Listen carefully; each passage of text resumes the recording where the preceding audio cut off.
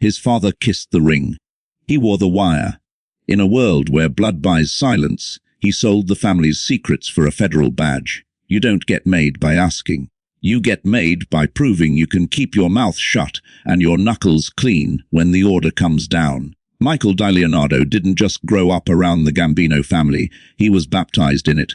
His old man, Joseph, was a soldier on the books, a quiet earner, the kind of guy who collected points on concrete trucks, nodded at sit-downs, and never talked to outsiders. By the time Michael hit his 20s, he wasn't shadowing bosses at dinner tables. He was running collections, managing union fronts, and learning the oldest rule in the life: loyalty isn't sworn, it's tested. In 1992 the ritual was done. Prick of the finger. Burned saint card. He was buttoned, a made man in the Gambino regime. From that day forward, his last name wasn't just DiLeonardo. It was the family's. The 90s weren't about Tommy guns and corner stores. They were about leverage, and Michael understood leverage better than most.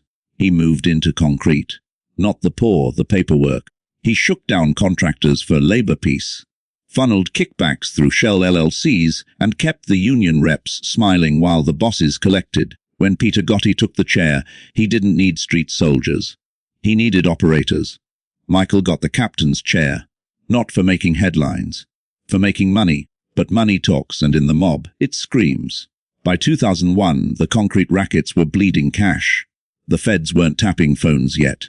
They were following money trails. Raisho doesn't need a confession. It just needs a pattern. And patterns leave paper. The pressure didn't come with sirens. It came with subpoenas, then grand jury notices. Then the kind of phone calls that don't leave messages. Michael felt the walls closing in. His associates were getting pinched. The crew was fracturing. Omert was cracking under the weight of 20-year federal minimums. And when the family starts looking for scapegoats, the captain's the first one on the chopping block.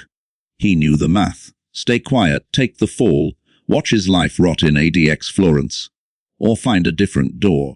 But you don't just walk into the FBI's New York field office and ask for a deal. They don't take walk-ins. They take assets. The Bureau didn't recruit him. They cornered him. EDNY prosecutors laid out the indictment: RIO, extortion, labor racketeering. 22 years minimum. They didn't need to twist his arm. They just slid a folder across the table. Inside, wire transcripts, bank records, names of men who already flipped. The message was clean: the ship sinking. You can drown with the crew, or you can row. But flipping isn't a signature. It's a surrender. It means wearing a wire to your own family's table. It means breaking the first oath you ever took. It means becoming what every made man swears: to destroy a CA. He said yes. Not for glory. Not for revenge. For survival. And the moment he agreed, the FBI didn't just give him immunity. They gave him a mission. Record everything. Get the bosses on tape. Map the cash flow. Name the names. The wire went live in 2003. The target, the inner circle of the Gambino leadership. What happened next didn't just break a family. It rewired how the FBI hunts the modern mob. But the wire wasn't enough. The real war started when they put him on the stand. The wire didn't hum. It breathed. Taped to his ribs, wired to a dead drop. It listened while he sat across from men who'd known him since he was a kid running envelopes for the crew. This wasn't a movie sting. No hidden mechs in the ceiling. No unmarked cars down the block. Just Michael, a leather notebook, and a recorder small enough to vanish under a wool coat. The FBI didn't want him to chase ghosts. They wanted paper trails on tape. Every handshake, every envelope, every coded phrase about the concrete, the union, or the guy up north.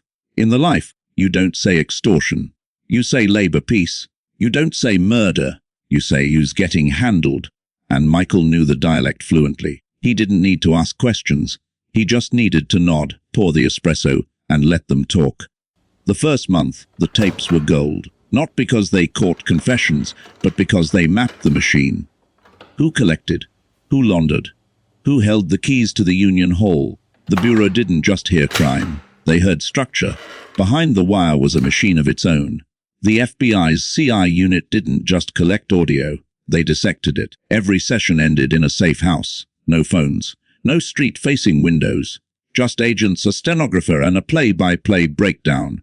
Michael handed over the device, And within hours the audio was transcribed, flagged and cross-referenced with financial records, phone dumps, and prior informant debriefs.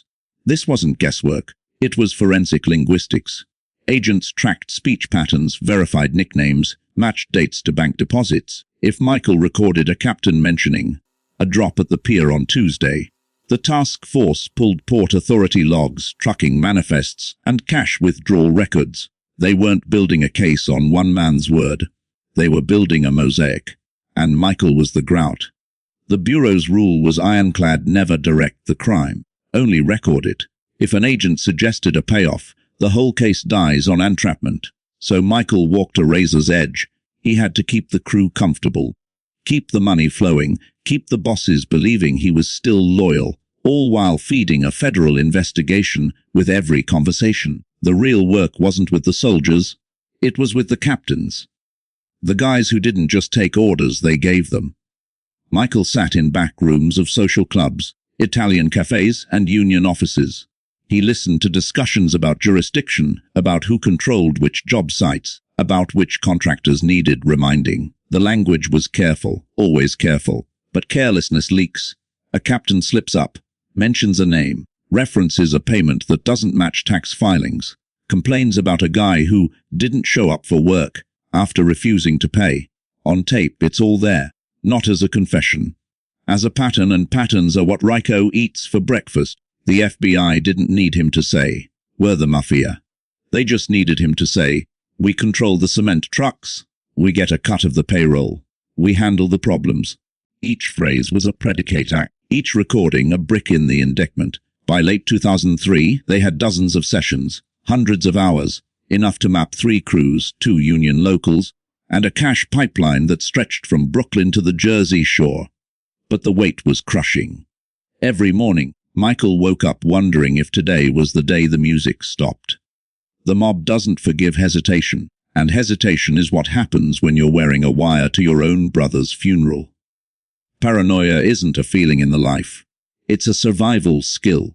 He had to laugh at the same jokes, nod at the same stories, pretend he didn't know which men were already on the government's radar. The agents told him to stay natural. But natural doesn't exist when you're carrying a federal secret in your chest.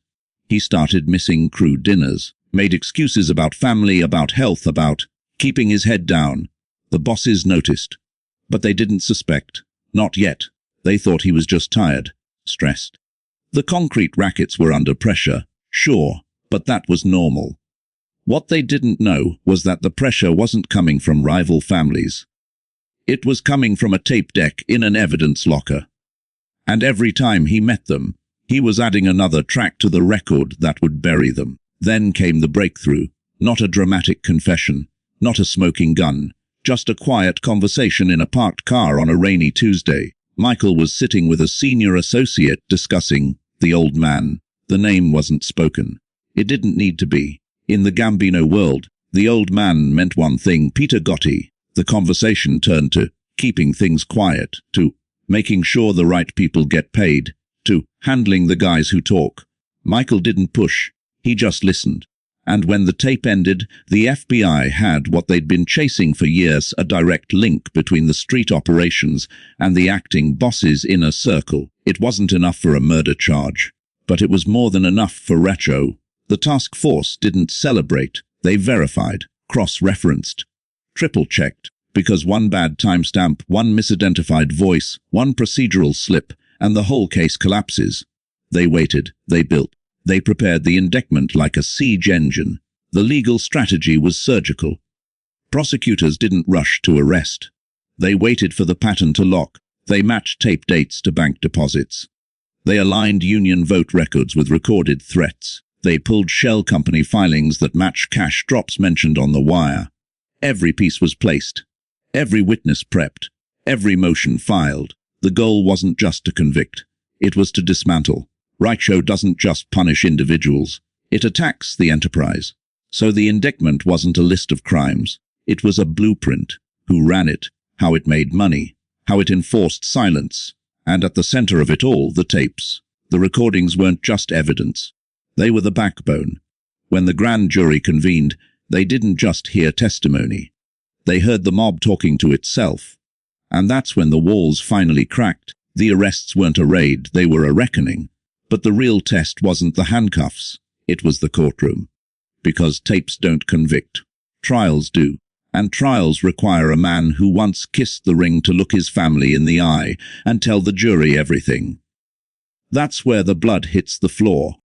The courtroom wasn't a stage, it was a crucible. When Michael took the stand in 2004, he didn't walk into a trial. He walked into a war. The defense didn't just attack his testimony, they attacked his bloodline, his past, his survival. Every cross-examination was a blade. You stole from your own. You flipped for a lighter sentence. You're a convicted liar with a badge. The lawyers didn't need to prove he was clean. They just needed to prove he was compromised. That's the CI trap. The moment you cross to the government side, you become a mercenary in the eyes of the street. But the prosecution didn't flinch. They didn't defend his morality. They defended the record. Tapes, bank statements, union logs, flight manifests. Every claim he made on the stand was backed by a paper trail the FBI had spent months verifying. The defense called him a traitor. The evidence called him a ledger. And in federal court, ledgers don't lie. The prosecutors didn't ask him to be a hero. They asked him to be a mirror. To reflect the operation exactly as it ran. No embellishment, no revenge. Just facts, dates, names, and cash flows. When he testified about the concrete rackets, they pulled contractor invoices. When he named the captains who collected labor peace money, they matched it to shell company deposits. When he described the sit-downs where jurisdiction was divided, they cross-referenced with parallel wiretap logs. The defense tried to fracture the narrative with isolated contradictions. But the case wasn't built on memory. It was built on architecture. RISO doesn't care about motive. It cares about enterprise. And Michael's testimony wasn't a confession. It was a blueprint. The jury didn't have to like him. They just had to believe the pattern. And the pattern was undeniable. The mob doesn't operate in whispers. It operates in systems. And systems leave fingerprints. The verdicts didn't come with fanfare. They came with gavels. Peter Gotti, convicted. RICO, extortion, labor racketeering, 20 years. The captains who sat across from him in social clubs, indicted, pleaded, flipped, or folded. The Gambino family didn't collapse overnight. It was dismantled, piece by piece, charge by charge, witness by witness. By the time the sentencing phase closed, the old guard was gone, not by bullets, by ballots, by federal indictments, by a man who once kissed the ring and now wore a federal file in his rearview mirror. The street learned a brutal lesson. Omar doesn't survive the weight of 20-year minimums. Loyalty fractures when the alternative is ADX Florence. And once the first domino falls, the rest follow. The FBI didn't just win a case. They broke a model. The era of the untouchable boss was over. Not because the streets changed, because the government learned how to listen. After the gavel fell, there was no parade. Just a van, a new name, a new address, a life erased. That's when ITCC, not freedom. Survival. You don't retire from the life, you disappear from it.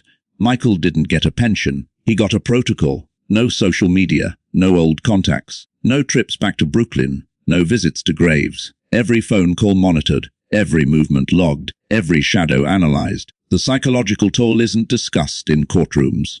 It's measured in silence, in dreams that don't end, in the constant awareness that one slip, one misstep, one loose word, and the past catches up. He traded a family for a file, a name for a number, a past for a perimeter. But he stayed alive. And in the mob, survival is the only victory that matters. The men who testified against the bosses didn't get parades. They got passports, new identities, quiet streets, and the heavy knowledge that they burned their own world to keep theirs standing. His flip didn't just end a case. It rewrote the playbook. Before 2004, the FBI hunted the mob with street surveillance, corner wiretaps, and brute force rec sweeps. After DiLeonardo, they hunted with insiders. The CI model shifted from reactive to architectural. Agents stopped waiting for crimes to happen. They started mapping them before they did. Financial forensics replaced street informants. Shell company tracking replaced corner taps. The Bureau learned that the mob's greatest weakness wasn't violence. It was bureaucracy. Every payoff, Every union vote, every concrete contract, it all runs on paperwork, and paperwork leaves trails. Today's organized crime investigations don't start with guns. They start with ledgers, with SARS, with corporate filings, with men who know the dialect, know the rots, know who signs the checks. The modern mob isn't defeated by raids. It's dismantled by audits. And the blueprint was drawn in a Brooklyn courtroom by a man who chose life over. The 5 families didn't die. They adapted. They went quiet. They shifted to logistics, to overseas pipelines, to front businesses that bleed cash without drawing sirens. But the model remains the same. Blood, brick, and silence. And the men who break it aren't soldiers. They're accountants, drivers, sons. The mob survives on the myth of invincibility. But myths don't survive federal indictments. They don't survive taped sit-downs. They don't survive men who realize the family doesn't love them back. It just uses them. If you want to understand how the real mob operates today, you don't look at street corners. You look at port authorities, at LC registrations, at financial audits, at the quiet men who know where the money goes. Subscribe. Next up, how the Albanian syndicate replaced the 5 families in NYC. The street changed. The game didn't.